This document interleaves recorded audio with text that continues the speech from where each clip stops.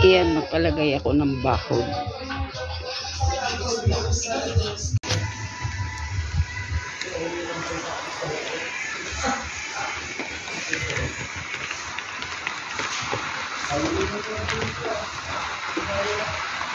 Oh, mula na.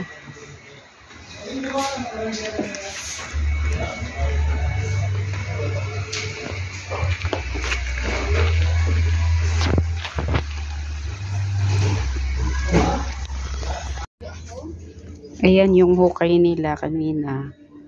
May poste na. Tapos nalagyan na rin nila ng simento.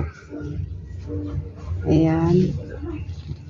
Dito yan sa likod hanggang dito sa may harap.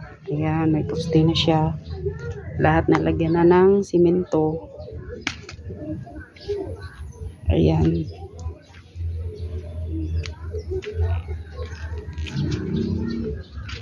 Ayan. Hanggang doon sa may harap ng gate. Ayan. Tapos itong yero gagamitin dito sa likod. Pang bubong. Palagyan ko ng bubong dito sa may likod. Dyan. Para sa kitchen namin. Ayan siya. Nakabuhos na sila. Ayan hanggang doon. Ayan. Bukas, lalagyan na nila to ng hollow block. Ayan guys.